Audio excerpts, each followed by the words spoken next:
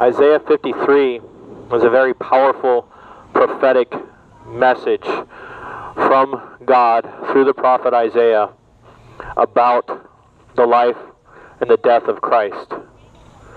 One of the most powerful statements in the beginning of Isaiah 53 is the statement that he was not remarkable in his appearance.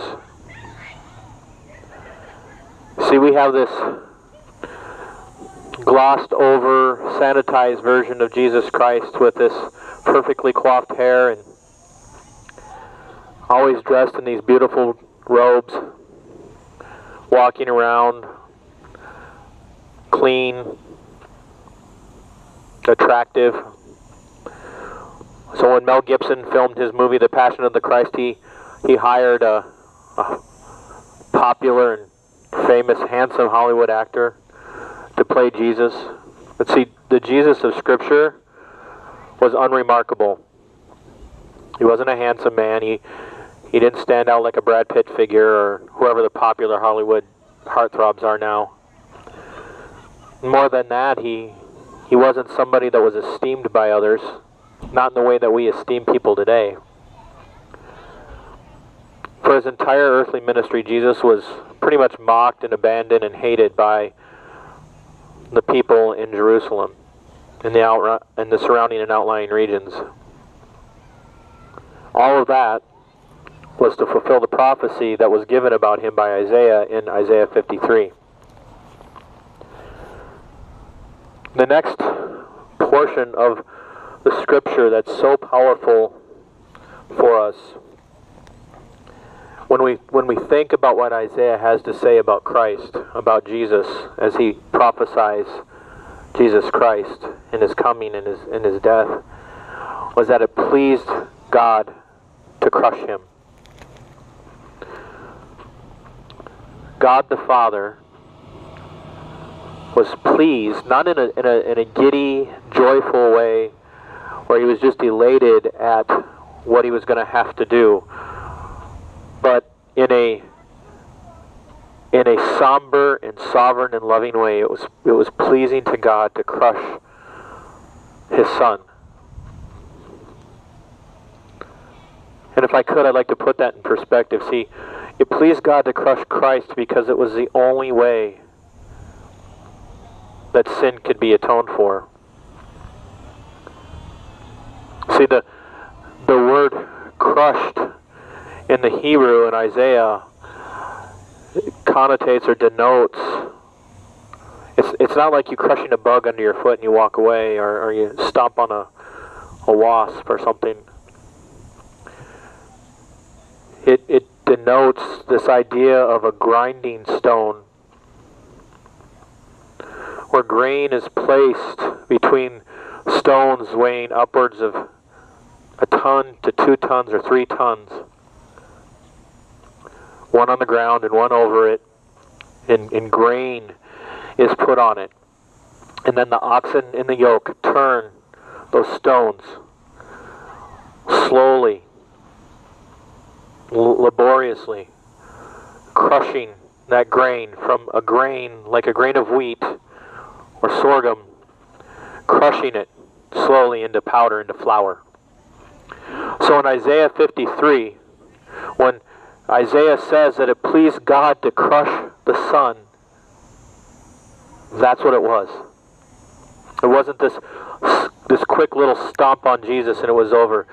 While Jesus was on the cross, God the Father was crushing him under the weight of his wrath and his fury against sin. Do you understand? Your sin deserves the wrath of God. Your sin deserves the eternal torment of God's righteous indignation on you as you suffer that in hell. Not because you aren't better than other people, but because, like everyone else, you are rotten. I'm rotten apart from Christ. And if you are apart from Christ, you are a rotten person. It doesn't matter how kind you are. It doesn't matter how nice you are. You are a rotten sinner. Not because I say so, not because I'm judging you, but because the God of creation, the sovereign Lord of the earth, says you deserve hell because you are evil.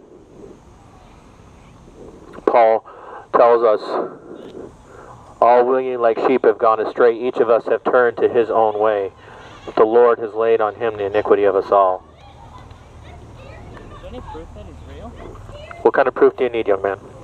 Physical proof. So, you tell me what kind of proof you need, and even if I show you that proof, you're going to reject that. Because you know in your heart he's real, sir. Can I have your name?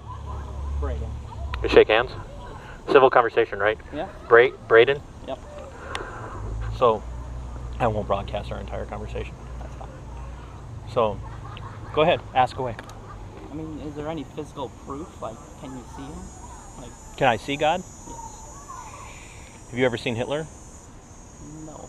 But I mean, you've seen pictures, but have you seen Hitler? yeah. You know he's real, Yeah, sure. right? Why? Because history tells you he's real? Yes. Okay. What about Caesar Augustus? Never heard of him. Oh, you never heard? You're not a history guy? Okay. George Washington. Yeah. You've seen portraits of him, right? Yeah. I've But you don't know that that's heard real. facts, yeah. You've heard facts, right? Yeah. Okay. So Jesus is the most attested to person in the history of the world. No. Some of the greatest historians in the history of the world attest to Christ. They attest to Jesus. Yeah. Josephus, one of the greatest historians of ancient Rome, attested to Christ's reality. Mm-hmm. The fact that he lived, that he died, that he was crucified, that he was buried, and that he was resurrected. Yeah. And Braden? Yeah. Okay. Furthermore, and I say this gently, I don't mean it, that you, okay, so you work for Little River, right? Yeah. Okay, how long you been doing that? 5 years. Okay. What's your boss's name? Kirsten. Kirsten? Yeah. Okay. You know Kirsten's real, right? Yeah. Right, because she's there, right? Okay. What would you say if someone said, not only do I not believe that Kirsten is real, I don't believe in the Little River General Store. I mean, I can take him down and show him it's real. Show Kirsten's real. Right. Because there's a building there, right? Yeah. And it says Little River over it, right? Mhm. Okay, so let me ask you a question. Why would you deny the reality of a creator when you can see something as intricate as an animal or a tree and believe that happened by chance, but that building didn't? But I mean, is there any physical, like, actual photographs of him? I mean, anything that proves? Are there people in China? I would assume so. Yeah, we assume so because you hear about it, right? I've seen Chinese people, yeah. You've seen Chinese people here. Yeah. You ever been to China? Nope. So you know there's a China? Yeah, I do. Okay, because you've met people there, right? History there, yeah. Yeah, there's history. Okay, so how old are you, young man? 16. 16. I love the fact that you're thinking that you actually had the courage of your convictions to come over here. Mm-hmm. I actually appreciate you. You have no idea how much I respect that. But what you want, honestly, is you want God to perform some sort of miraculous feat, to come down, make himself real to you, and then you'll bow to him. Sure, yeah. And then you will bow to him. Yeah. And I can understand that because I would take it you would consider yourself agnostic or atheist. Yeah. So agnostic atheist or just agnostic? Just like that. So. Just agnostic. So you're like, there could be something there, but I don't have any proof, right? So the proof is all around you. And I don't say that in a condescending way, but the proof is all around you. Because you see a computer, and you know there was someone who designed that computer. The computer didn't happen by chance. Yeah. You see trees, and you say there's no God, because there's no proof. Somebody had to design that tree. All right, what about evolution? I mean, Okay, so have you ever studied philosophy, or have you ever heard of like concepts like irreducible complexity? not really. No. So we could reverse engineer this conversation and go all the way back and say, well, where did that come from? Where did that come from? Where did that come from? The thing is that we know for a fact that everything has to have a source. So like the Mississippi River source is, well, if you're from Minnesota, most of the time everybody knows Lake Itasca, you know, it's where you can literally step over the Mississippi and you're like, I walked over the Mississippi today, people, they don't believe it because they're down there in the Delta, in the Mississippi River Delta, and like they have to have a boat and it takes hours to get across it. We can step over it up here, but we know it's the Mississippi River. Okay, so what you're doing is what a lot of people do. And it's talked about in Romans 1. Long before there were atheists the way we know them today, or agnostics the way we know them today, God said, that you know that I'm real because nature declares that I'm here. Nature declares that God is real, my young friend. And what we do though is we deny that reality because there's something that we want to hold on to. Because if there is a God, and I don't say if like there may not be, I say if for you, if there's a God, you've got a problem. And I don't mean that in like you got a problem, like you and I got it. No, not like that. But if there's a God, you know that in your heart, if there's a God, you got a problem because you know you sin. And you want to do something to justify your sin or to not see your sin as sinful. I don't want to be over you like this. I don't want to feel superior to you. Does that make sense? So you do that because, well, I want to deny that there's a God, because if I don't deny that there's a God, then I got to do something with my sin. So, like, do you still live at home? Yeah. Your parents together? No. Okay, your parents are together. So, do you obey them all the time? Pretty much. I never failed to obey them. So. I mean, a couple times. Yeah. But I you mean, gotta make up for it. well, you do. You pay your parents back for disobedience Yeah. in one way. Trust me, I did a lot of making up for Yeah. disobedience, and even when I was your age, which was a lot longer ago than I'd like to think about. Yeah. So, but I got a son that's about a year older than you, and love him to death, but he still disobeys. There are times where I have to check his attitude, and there's some making up to do, but you disobey your parents and you know it's wrong. Like, do you ever get caught doing something you weren't supposed to do and your first response was to say, I didn't do it? A couple times, yeah. Right? Why do you do that? Because you don't want to get in trouble, right? So what that is, and so I'm gonna go past your head now, and I'm gonna go into what you heard of the conscience. Yeah. Okay, it's two words: con, knowledge, or with, and science.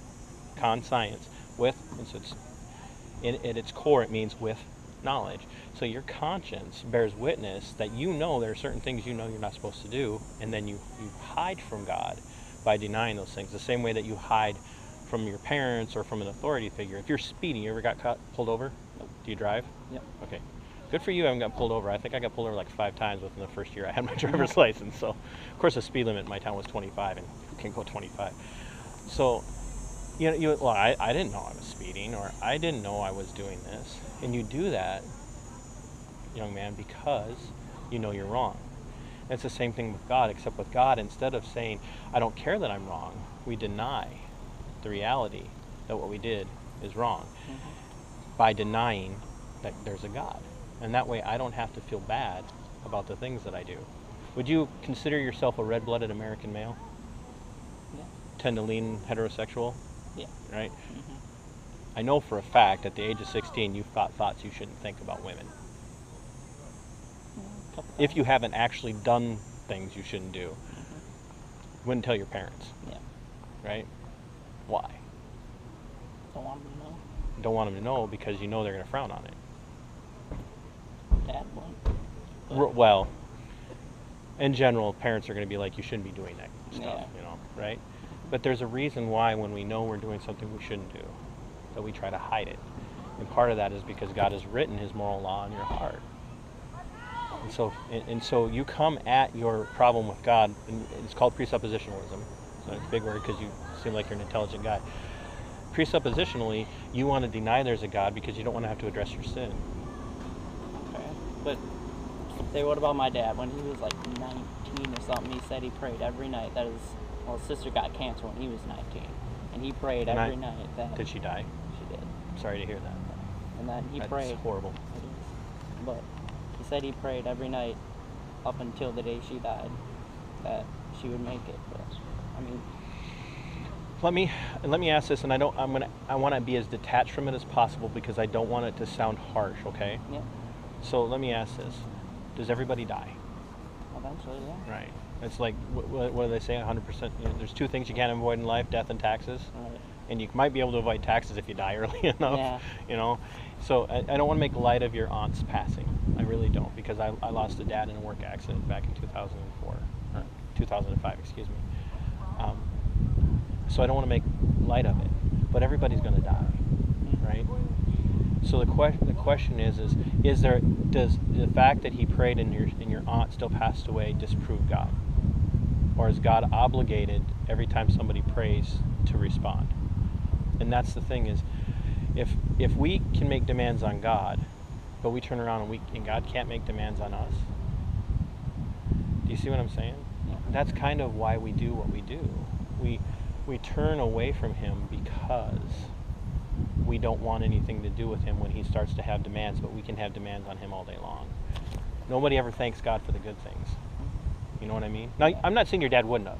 Your dad may very well have prayed all those days, and if your aunt had not passed away from that cancer at such a young age, and as tragic as that is, he may have thanked him.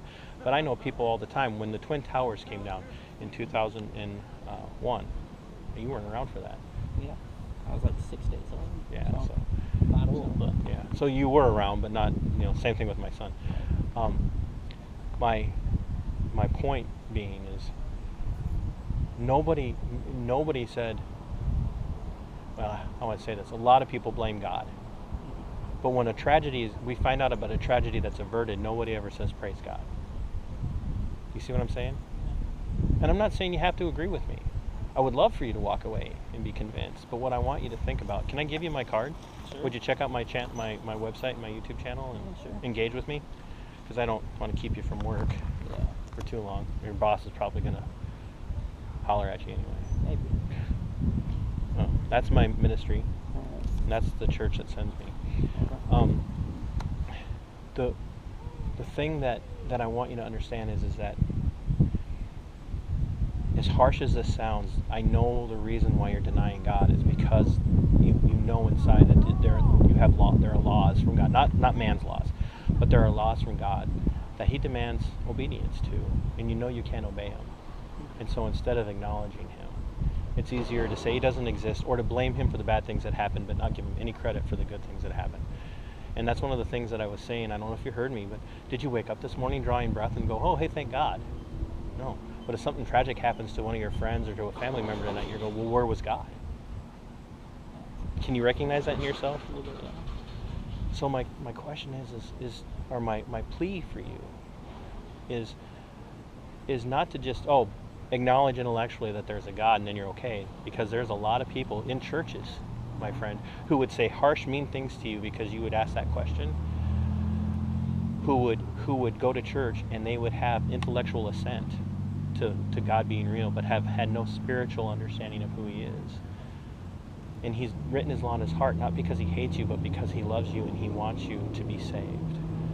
And that's why he sends people like me out into the world, is to preach the gospel to you. And that's what I've been doing, is preaching the gospel. Notice I wasn't pointing fingers at people. Mhm. I didn't look at anybody and go, you're a horrible person. Mhm. Even when you mocked me a little, Yeah. I called you out, right? Yeah. Because we do that, Mhm. right?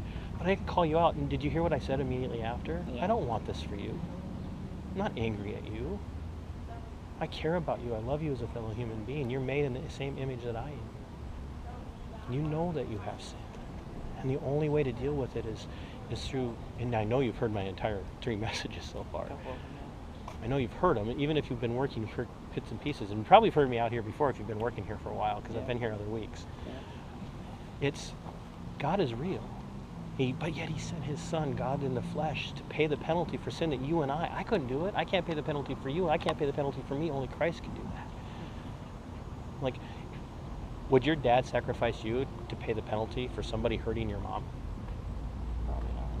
He said, definitely, if somebody does something to you and hurts you, he's not going to sacrifice you to pay the penalty for the person that hurt you. Mhm. And that's God the Father did. He sent his son to pay the penalty for the damages that were done against God the Son and God the Father. He had Jesus pay the penalty that you and I deserve. And we don't want to acknowledge it. Do you have a Bible at home? No. Can I give you a New Testament? Sure.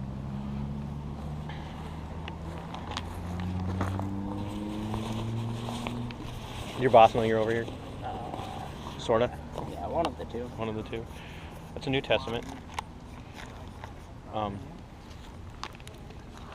The core of this is that stop trying to look for physical proof, look for pictures, having God come down and appear to you, because that's not how he's high and he's holy. He doesn't operate on our demands and our whims. Like, the president's not going to come, whether you like him or not. President Trump isn't going to come and show up and say, "What do you want?" Yeah. Okay, I'm here. So now do you believe I'm president? And not that you're denying